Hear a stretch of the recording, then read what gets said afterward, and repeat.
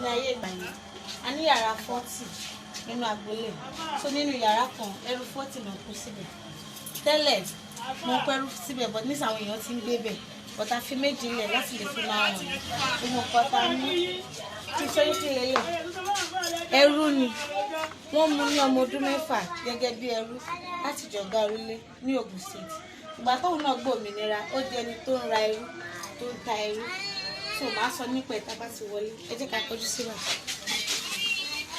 àwọn nǹkan tó lò tó fi ṣe pàṣípàrọ̀ òun lélẹ̀ wọ́n fún wọn ní èèyàn 40 wọ́n gba umbrella èèyàn kan mẹ́rin adẹ̀rí èèyàn tó fi ìyàwó àtọmọ sílẹ̀ láti gba ìgbọ́tí yìí kan ó fẹ́ fi mọ bó ṣe rí láti lè mọ bó ṣe rí ní ẹ̀ so ó fún wọn ní ìyàwó àtọmọ láti fi gba ìgbọ́tí kan and nígbà míì wọ́n dẹ̀ máa ń exchange pẹ̀lú ẹrú 10 láti gba ìgbọ́tí kan tábà tí wọlé máa fi gbò yẹn original yẹn akọ̀fẹ́ lè fi ṣe example so wọ́n exchange pẹ̀lú 100 slave fún big cannon gun 40 fún small one so kẹ́tù yìí pẹ̀lú Brazil wọ́n fún bàbá yẹn gẹ́gẹ́ bí ẹ̀bùn ìlẹ̀kẹ̀ àti jígí wọn ní specific number tó fi máa exchange ẹlòmíì lè wá kó wọn fi ẹrú 10 lẹ̀ èmi lè ní 5 ó dìpẹ́ lórí wọn bá ṣe ìdúnàdúrà yìí so wọ́n máa fún wọn ní ẹrú 10 wọn á gba abọ́ ẹyọ kan adẹ ní abọ́ 5 nínú museum so ìbọn ayé ìgbà yẹn ẹrú 40 náà fi exchange ẹ wo lẹ̀kùn méjì tó wà níbí ó ti wà níbà yẹn láti 1840 bẹ́ẹ̀ ni sà.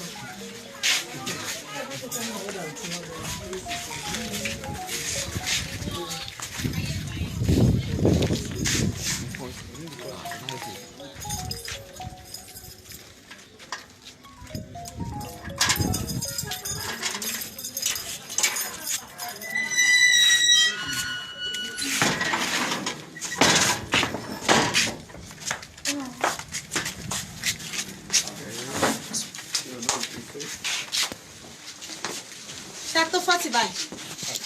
Tó 40 o. Tó 40. Tó 40. Ṣé rí pé bíbá yín sì yan 40 bíbá yín 40 lọ. Àti ètò 20 bẹ̀rù bó ṣe wà ṣẹ́gun. 40 ló máa Ọlọ́run máa ṣe wá lẹ́rú bẹ́ẹ̀ ni. Ṣé ti rí báyìí? Ló wá náà. Inú ilé yìí ni wọ́n kó èèyàn 40 sí. Bẹ́ẹ̀ ni sà. Ọlọ́run. Tí atẹ́gùn gbà wọlé nìyẹn. Kékeré yìí. Sorry sir. So àwọn ìkòkò yìí ìkòkò tí bàbá ń lò láyé ìgbà yẹn dóò méjèèjì yìí èyí tó wà bẹ̀tẹ̀lẹ̀ ti fọ́ akọ̀rẹ́ eléyìí fi ṣe replacement eléyìí ti gbà yẹn ni èyí tó wà nígbà tẹ́lẹ̀ wọ́n fi ń ṣèbẹ̀ fún bàbá wọ́n fi ń pọnmi mọ́ wọn eléyìí bàbá fi ń ṣe àgbé àlùwàlá. Àgbé àlùwàlá. Ó túmọ̀ sí pé mùsùlùmí ni. So abọ́ yìí wọ́n exchange pẹ̀lú ẹrú 10 wọ́n gba abọ́ kan abọ́ márùn-ún ìyàn 50 ló dúró yìí. La ilaha illallah Muhammadu Rasulullah sallallahu alaihi wasallam. Ìyàn 50 ni wọ́n fi gba abọ́ yìí ní ìta lọ́jà lónìí tààrà. Tí mo tọ́ fún bàbá mi pẹ̀lú Brazil ṣe yìí láti Brazil ní 19th century owó tá à ń ná ní owó ẹyọ òyìnbó ò lè bá wa ná owó ẹyọ ló ṣe mú àìdíà fún mi kí n fún ẹ trade by barter so mo sọ fún yín tẹ́lẹ̀ pé èèyàn kan fìyàwó àtọmọ fi gba ìgò ọtí kan ìgò ọtí yẹn nìyẹn. láìláìlélá torí ìgò ọtí ìyàwó àtọmọ láti 1873. àwọn gramophone records tí bàbá ń gbọ́ nìyẹn. ṣé orin ni àbí kí ni. ó lè jẹ́ orin náà ló máa gbọ́. àwọn aláfọwọ́ nìyẹn náà mẹ́ṣẹ̀ yà ti sọ́ mi ti bàjẹ́. ẹ jẹ́ lọ síbẹ̀ ní ti bẹ̀rẹ̀ sí ẹ̀.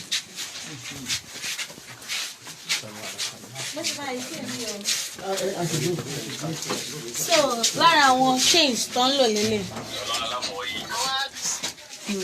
eléyìí nísìn ọwọ́ náà ń lò fún tó máa ń lò fẹsẹ̀ èèyàn méjì dẹ̀ ló máa lò wọ́n bá ti kó sí wọn lọ́wọ́ báyìí padlock tán máa fi ṣe ó ti wà lọ́wọ́ àwọn òyìnbó yìí wọ́n á sọ àwọn méjèèjì papọ̀ kó má balẹ̀ sá àbí láti jẹ nǹkan oko wọn gbà mí. ẹlẹ́yìn méjì that is pé ẹnìkan ó lè lẹ́yìn ẹnìkejì á lò yẹn so èyí tó wà níbí báyìí wọ́n máa ń pè ní iron muzzle àwọn tó bá stubborn nínú àwọn ẹrú yẹn náà máa lò fún. Wọ́n á da ìwòlú sí òkè ẹnu wọn báyìí, wọ́n á lò pọ̀ mọ́ tìsàlẹ̀, wọ́n á fi kọ́ igi láti lè má jẹ nǹkan oko àbí kó má ba lè sọ̀rọ̀ tán bá ń ṣiṣẹ́, iṣẹ́ wọn á lè wà faster. So ilé ọmọ kékeré náà máa fi ń sùn mọ́lẹ̀ bí ajá. Ṣé èyí tó ṣe gbàgbà yìí? Bẹ́ẹ̀ ni kó má ba lè dà àwọn òbí wọn láàmú, kékeré tán lò fún ọwọ́ ọmọdé lélẹ̀. So ilé èèyàn mẹ́ta náà ń lò, wọ́n máa fi sùn wọ́n pọ̀ níbàdí. Èèyàn. Iron drilling bit yẹn. Ẹrú ò ní orúkọ. Báwa ṣe ní yìí. Ẹrú ò lórúkọ. Ṣé ṣáà ti fídíò mo fẹ́ ká sún síbẹ̀ yẹn torí mo fẹ́ explain. Ṣé rí bàbá gbogbo orúkọ tí ìyá àti bàbá ẹ̀ sọ òun ni Fárẹ̀mí. Súnú ẹ̀ gangan lélẹ̀. Fárẹ̀mí. So bẹ́ẹ̀ ni sẹ́ríkì lélẹ̀. Ẹni tó kọ́kọ́ ra bàbá ní ẹrú ní ọmọ ọdún 6 òun ni Abbas. Abbas jẹ́ ará Dahomey which is Benin Republic now. Abbas later tà fún Williams òyìnbó kọ́ bàbá bó ṣe ń kọ bó ṣe ń kà, bàbá lè kọ wọ́n lè kà, handwriting bàbá lélẹ̀. Kò sédè tí bàbá ò lè sọ gbà, wọ́n lè sọ English, Dutch, Spanish, Portuguese lára àwọn handwriting bàbá yẹn. So kí bàbá tó ní òmìnira ń gbà yẹn, Williams pè wọ́n, ó ní nínú kó sì wà lábẹ́ òun gẹ́gẹ́ bí ẹrú àbí kó dìkan lára àwọn tó máa rẹrú tó wà máa gbẹ́rú wá fóun kó mú kan.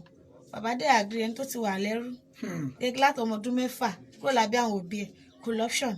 So láti di slave merchant òun náà rẹ̀ ẹrú, ó ń tẹ ẹrú. Iron drilling bit tí mo fọ yín yẹn ó fi máa ń kọ orúkọ sí ẹ̀yìn àwọn ẹrú àbí gbáyà. Ẹni tó bá ní ẹrú wọn á kọ orúkọ ẹ̀ sí láti lè dẹ́rù wọn mọ̀ yàtọ̀ wọn bàdà.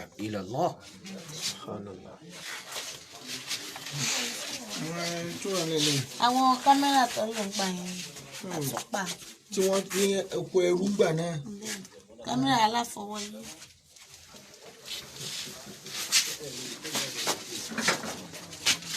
Ẹ má bínú mo gbàgbé ọ̀brẹ́là yìí ẹ jẹ́ gbé síta.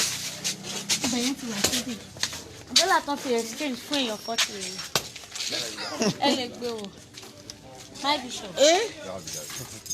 Odidi ẹni 40. Ayakumullah. Èèyàn 40. La ilaha illallah. Àwọn ti exchange umbrella yìí. Ayakumullah. Ìjọba fẹ́ rà káàyè rà nísìnyí. Ọlọ́run àmọ̀dúpẹ́ fún ọ. Alhamdulillah. Nà ẹgbẹ́ wọlé. Ṣéun yá wa.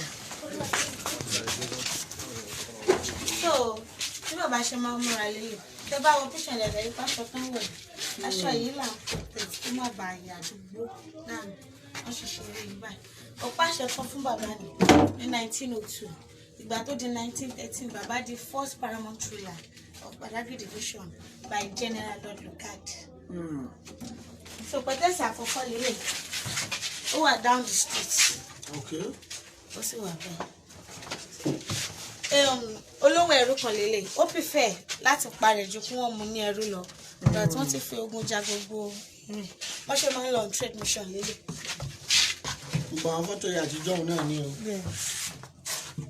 Irú bíi náà ní ìsìn èèyàn 40 náà wọ́n tún mo sọ fún yàrá 40 ló ànàgbélé nínú yàrá kan ẹrú 40. Ó túmọ̀ sí pé bí táwọn ẹni ṣe yẹn 80 nù. Ẹ̀rí kankan. So lára àwọn aṣọ bàbá náà tún lélẹ̀. Bó bá jẹ́ tàsìkò sí ni kò ní sí mọ́. Ẹ máa wọlé bọ̀.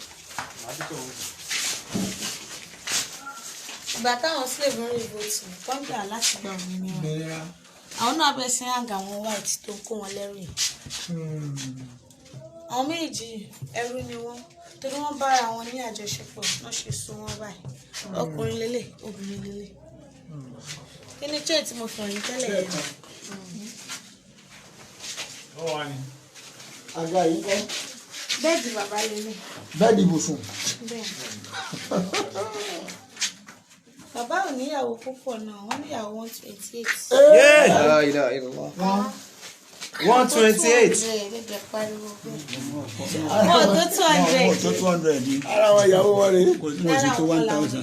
Àwọn ọmọ bàbá rèé. Bẹ́ẹ̀. Àtẹlẹ́yìn náà. 128 bàbá bímọ 144. Rasaki Banire Abbas bẹ́ẹ̀ ara àwọn ọmọ bàbá nù. ẹ̀gbọ́n Muiz Banire ni. Okay, that's good. So àkọ́bí bàbá lélẹ̀ òun náà múra bí bàbá tẹ bá wọ aṣọ yẹn báṣọ yẹn òun náà wọ. So last born bàbá lélẹ̀. last born nìyí òun ló bí láti tẹ̀yìn. ojú tí yín ò gbọ́dọ̀ máa wọ̀n bẹ́ẹ̀. No, I'm proud to be. I'm proud to be one of the descendants. So ẹ jẹ́ mú yín lọ sí ibi tó ń sin bàbá sí. Allah fati wa. We have. Lára àwọn ilẹ̀kùn yàrá yẹn ni. 1847. láwọn lẹ́kùn ìgbà wọn. àwọn fẹ́ o.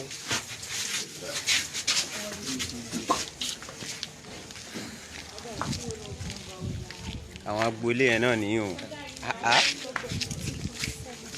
Ẹrú. Òkúta pupa náà fi ń kọ́lé ń gbà yìí. Both bricks. Tẹ bá wù sọ̀rọ̀ ní ìfẹ́. Yes. Òun ni wọ́n fi Kànga. ṣe kíni ẹ̀. Ẹ máa fi ibi irú ọ̀kan wọ̀nyí náà. Òun náà lọ fi. kànga tán ní àwọn ẹrú gbẹ́ngbà ọ̀hún. omi sì ń yọ ń bẹ̀ dé sí yín o. 1847 àwọn ẹrú ló gbẹ́ o. Yàtọ̀ sí new building nílé. Èyí tó kù pátápátá.